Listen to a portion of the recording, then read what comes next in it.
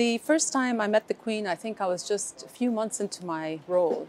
And she was quite sensitive to the fact that I was new, and she could tell that, I wasn't too sure of myself. And I did ask her, of her advice, and she told me how important it is to always be there, to have that sense of duty and discipline, to pay attention to the little details. And I've always taken her advice very seriously. To me, she was public service personified. She is a woman who pledged her life to the service of her people, and for 70 years, never once fell short of that promise. And I think today, she was the Queen of England, but she's also symbolically the Queen of the world. She means something to all of us, and no matter who you are, you feel a sense of affinity and closeness to her. You've been struck by the atmosphere, I think, and the crowds, and the British public, and those from around the world who've taken the opportunity to come here. Just this sort of coming together sense. Look, it's been a rough couple of years for the UK. Trying to negotiate a deal with Europe post-Brexit, a pandemic, a cost of living, inflation. It has been tough, but I've never sensed the sense of togetherness that I feel today in the UK. So she was a unifying force during her lifetime, but she's also unifying in her passing. Today, she reminded people of what it means to be British. She gave everybody a sense of perspective. It's been so heartening to see how everybody has come together. Politicians from all sides have sort of closed ranks around their new king.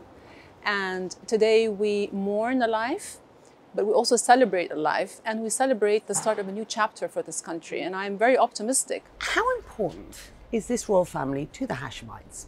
The relationship goes back several decades and spans several generations. His Majesty King Hussein and Her Majesty ascended to the throne in 1952, and they've enjoyed almost 50 years of a close friendship, made them more special by their common experience as monarchs. And my husband, King Abdullah, inherited and cherished this relationship. He was also very fond of Her Majesty, as was I. It's impossible not to be. And we have a very close relationship with His Majesty and the Queen Consort Camilla. And my son now is very close with Prince William. So it's a relationship that goes through generations, and one that we really hold close because it's based on common values. My husband, as you know, has served in the British Army as well, and my son also graduated from Sandhurst. So it's multifaceted and goes back a very long way. Her Majesty's reign was during a period where the end of colonialism was seen, and there is a respect for the British monarchy intertwined with some issues that came from that era. How do you see the relationship developing going forward? Her Majesty was always led by principle and was willing to change and modify policies as she saw fit. And so I think people understand that where the monarchy stands today is very different than vis-a-vis these issues than it was. Every era has its own circumstances.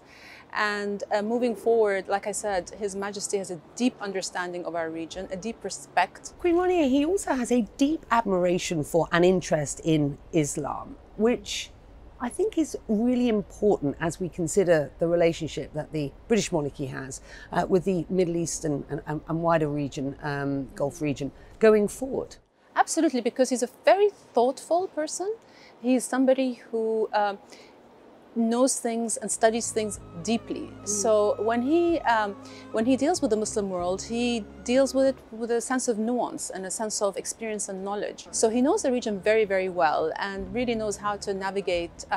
He's a very wise man. I have no doubt in my mind how much he will enhance relations, not just with our part of the world, but with every part of the world.